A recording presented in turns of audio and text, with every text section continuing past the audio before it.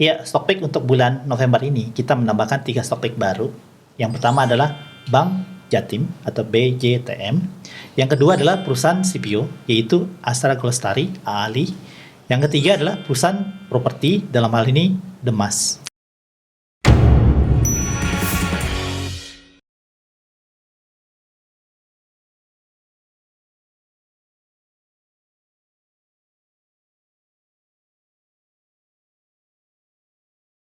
Sejak Agustus 2019 sampai dengan tanggal 10 November 2021, Topix kami menghasilkan akumulasi return 52,0%, di mana mengungguli 47,4% terhadap ISG pada periode yang sama. Welcome to Superstock Monthly Edition Indonesia Strategi. Kita melihat IHSG mengalami berbagai perkembangan yang didukung oleh adanya berita-berita seperti laporan keuangan kuartal ketiga, juga adanya Fed tapering yang dimulai sejak November ini. Seperti apa perkembangannya? Langsung saja kita tanya Head of Research Mirai Aset Sekuritas Indonesia, Haryanto Wijaya. Halo Pak Har. Halo Bu Alia. Halo Sobat Mirai Aset.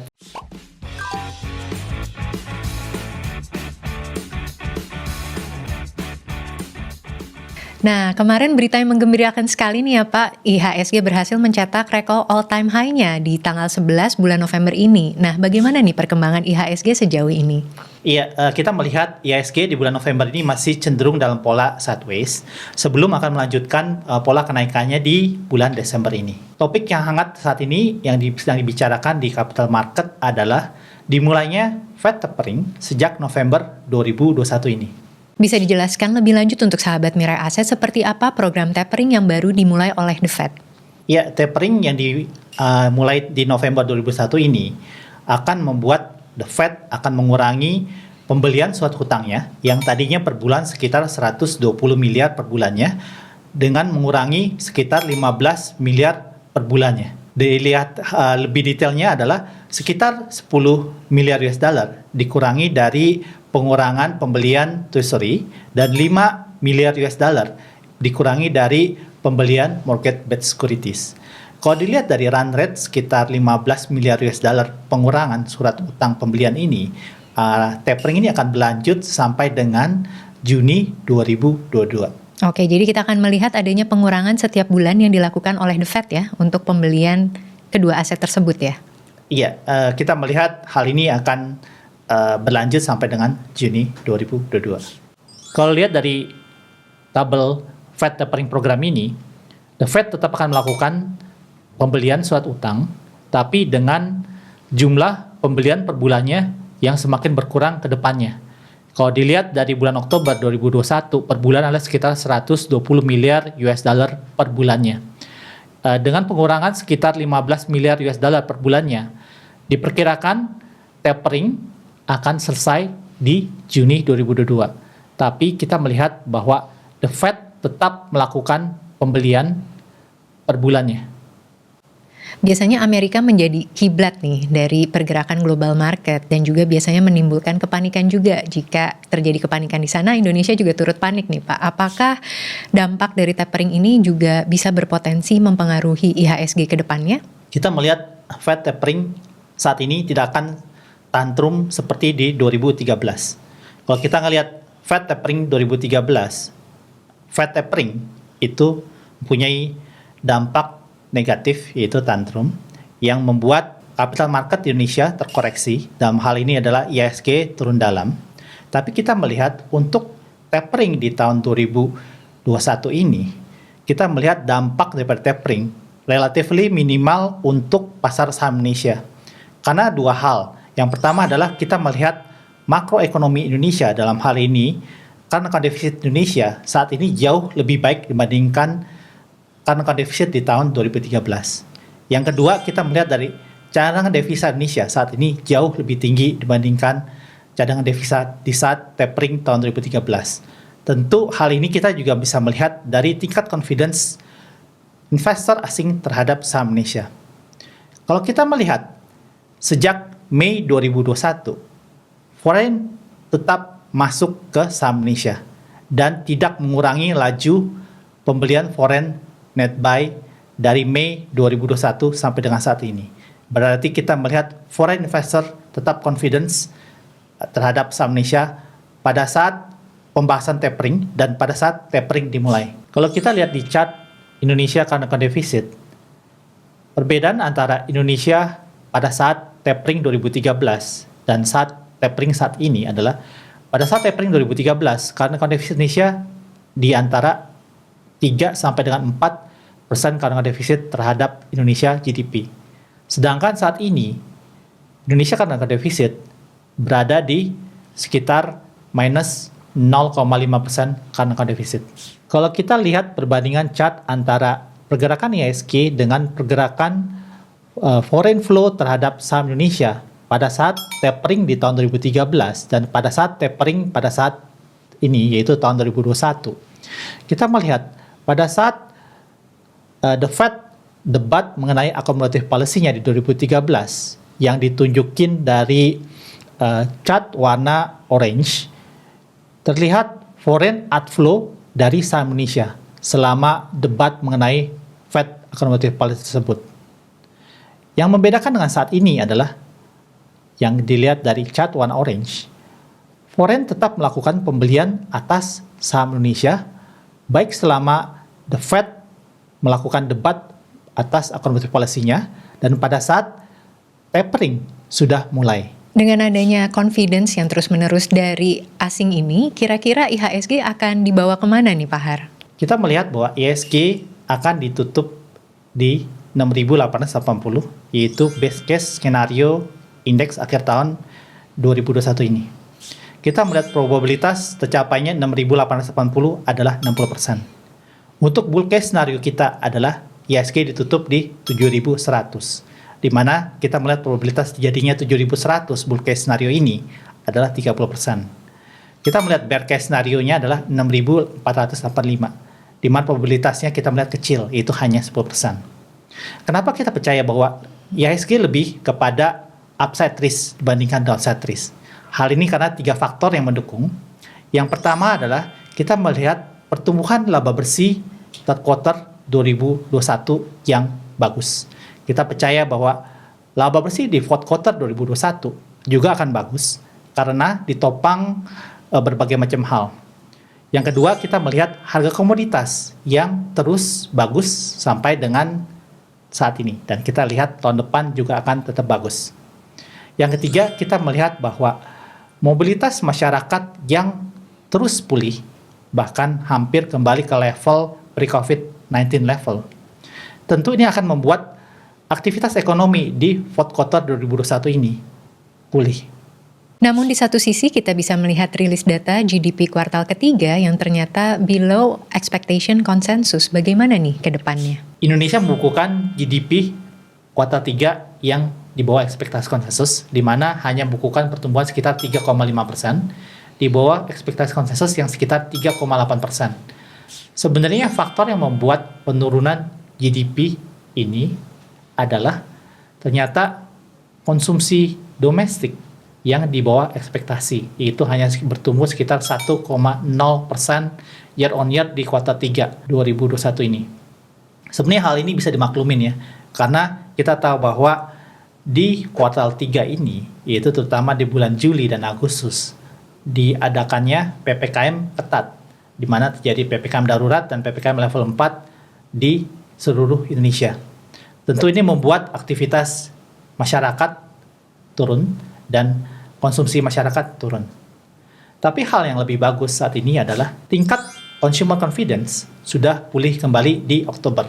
Di mana kalau kita ngelihat consumer confidence index telah kembali ke level 113,4 di bulan Oktober. Di mana hal ini telah kembali pulih ke level awal 2020 di saat pandemi COVID-19 belum menghantam ekonomi Indonesia. Hal yang menarik adalah menurut survei tersebut, tingkat spending masyarakat telah kembali pulih di semua sektor. Oke, jadi normal nih ya, udah mulai normal ya Pak ya? Iya, kita ngelihat bahwa ekonomi Indonesia akan kembali pulih di kuartal 4 2021, terutama dimotori oleh pemulihan konsumsi domestik. Oke, jadi kondisi yang mulai ramai ini sesuai ya dengan PPKM level 1 yang mengaktifkan berbagai operational hours seperti keadaan normal sebelumnya. Nah, bagaimana nih proyeksi perekonomian ke depannya? Kita melihat ekonomi akan pulih terutama karena kita melihat mobilitas masyarakat yang kita lihat dari Google Mobility Index itu terutama untuk ke grocery atau pusat grosir dan retailers itu saat ini sudah pulih ke level di atas pre-COVID-19 level. Oke, justru melampaui Iya. keadaan sebelum adanya pandemi ini ya Pak ya? Iya, sudah melampaui bahkan untuk di Pulau Jawa Barat, Jawa Tengah, dan Jawa Timur. Apalagi saat ini, sejak 2 November 2021 ini, Indonesia memberlakukan PPKM level 1 untuk beberapa kota besar di Indonesia. Tentu ini membuat mobilitas masyarakat semakin meningkat karena kita melihat shopping center sudah kembali beroperasi dengan kapasitas 100% dan opening hours sampai dengan jam 10 malam. Ini adalah untuk pertama kalinya pada saat COVID-19 melanda Indonesia. Selanjutnya adalah isu La Nina yang menjadi concern untuk climate change nih, dan pergerakan harga CPO yang mencapai all time high-nya. Bagaimana nih proyeksinya? Iya, kita melihat bahwa BMKG yang proyeksi bahwa La Nina atau curah hujan yang lebih deras daripada normal akan terjadi sampai dengan Februari 2022. Kita melihat hal ini tentu akan positif terhadap harga CPO. Jadi kita memperkirakan harga CPO yang tinggi saat ini akan terus berlanjut setidaknya sampai dengan kuartal 1 tahun 2022. Tentu itu membuat kita suka akan sektor CPO. Dengan harga CPO yang tinggi ini, tentu akan membuat laba bersih perusahaan-perusahaan CPO akan terus meningkat ke depannya. Oleh karena itu, kami menyukai saham sektor CPO, dan untuk hal ini kita suka saham Astra Golestari atau AALI, di mana kami menjadikan topics di bulan November ini. Pembahasan selanjutnya adalah dari kondisi IHSG nih, dengan adanya rilis laporan data keuangan kinerja kuartal ketiga khususnya saham-saham LQ45, bagaimana nih hasilnya? Hingga sampai dengan tanggal 9 November 2021 ini, ada sekitar 22 perusahaan dari 45 perusahaan LQ45 yang sudah mempublikasikan laporan keuangan third quarter 2021-nya. Dari laporan keuangan tersebut, dari 22 perusahaan tersebut, kita melihat ada 9 perusahaan yang kinerja laporan keuangannya melebihi ekspektasi konsensus.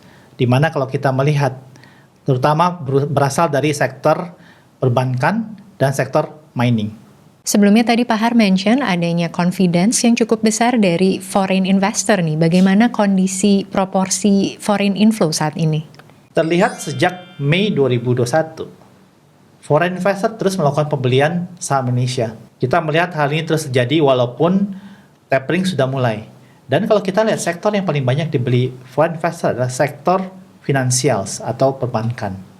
Hal ini kita berpikir wajar karena pertumbuhan laba bersih sektor perbankan, terutama Big Four banks, bertumbuhnya signifikan. Dan inilah pertanyaan yang paling dinantikan oleh sahabat Mirai Asset. Bagaimana dengan stok rekomendasi pilihan tim research Mirai Asset Sekuritas Indonesia? Ya, stok pick untuk bulan November ini kita menambahkan 3 stok pick baru. Yang pertama adalah Bank Jatim atau BJTM. Yang kedua adalah perusahaan CPO, yaitu Astra Golestari, AALI.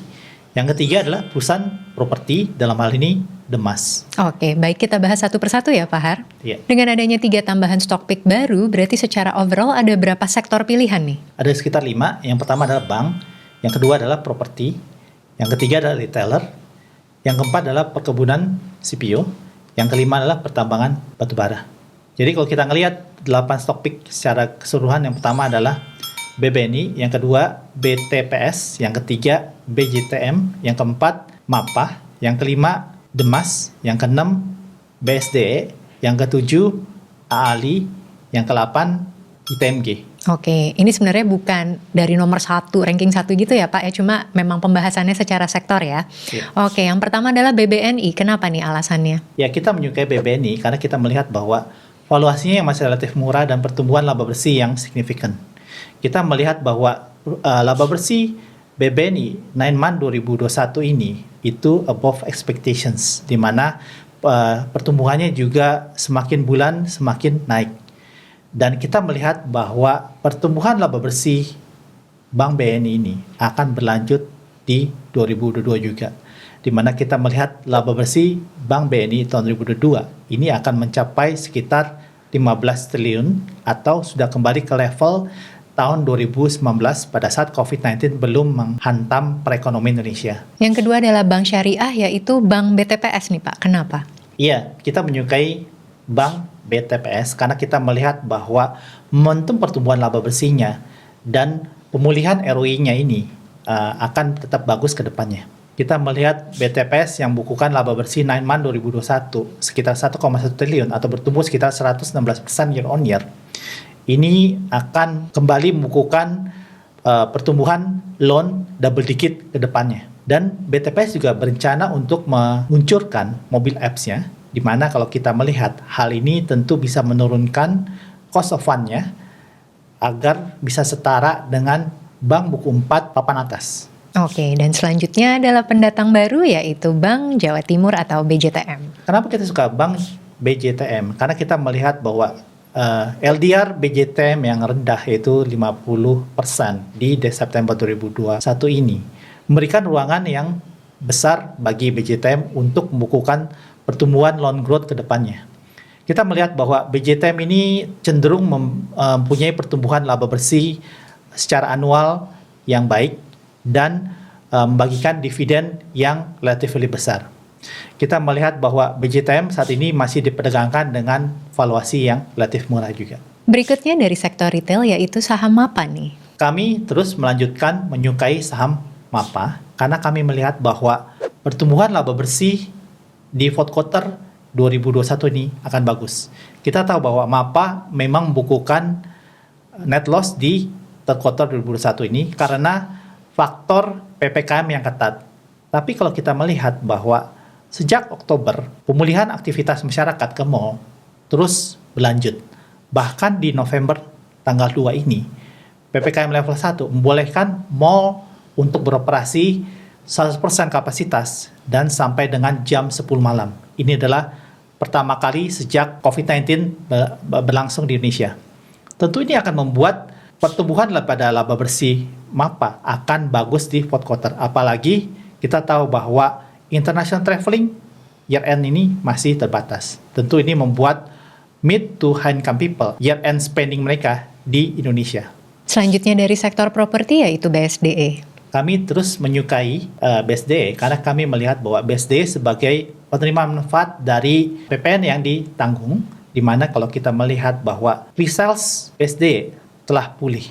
Kita melihat sampai dengan 9 month 2021, resales BSDE telah mencapai sekitar 87% daripada target full year 2021 company. Penundaan atau delay daripada project launching di third quarter 2021 menurut kita sudah terselesaikan dan kita melihat project launching akan dimulai di fourth quarter 2021. Di samping itu BSD saat ini diperdagangkan dengan valuasi yang murah yaitu sekitar 65% diskon terhadap NAV konsensus. Oke, itu dari residential property nih. Nah, sekarang dari industrial property dan salah satu saham pendatang baru yaitu Demas.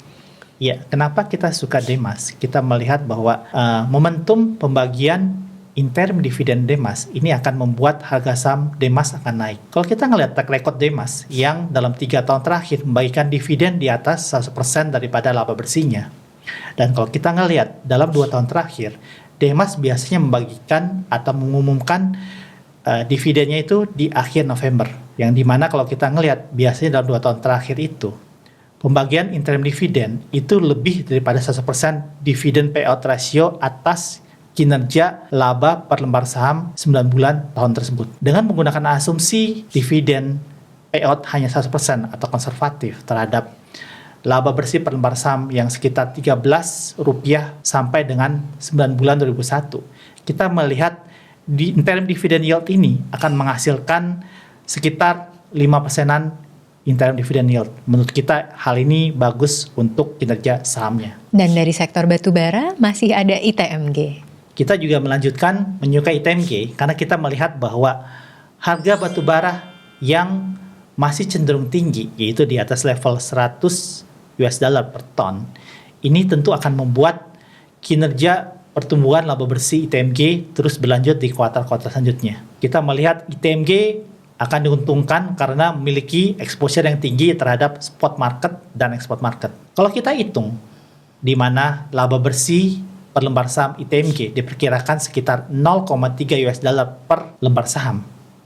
akan menghasilkan final dividend yield sekitar 14%-an dengan asumsi dividend payout 100%. Tentu dividend yield ini lukratif bagi para investors. Oke, dan yang terakhir dari saham perkebunan yaitu AALI sebagai saham CPO pilihan kita. Kami menyukai ALI karena kami melihat bahwa laba bersihnya akan terus bertumbuh di kuartal selanjutnya, didukung oleh harga CPO yang bagus. Yang kedua, valuasi yang murah atas saham ALI. Kalau kita melihat valuasinya saat ini diperdagangkan dengan minus 0,8 standard deviations atas rata-rata PE selama 5 tahun terakhir. Tentu ini murah. Oke, terima kasih banyak Pak Har atas informasi dan analisa rekomendasi sahamnya. Sama-sama Bu Alia. Monitoring dan review menjadi kunci keberhasilan bagi perkembangan portofolio para investor. Pastikan sahabat Mirai Aset selalu menyaksikan Indonesia Strategi yang dihadirkan setiap bulannya.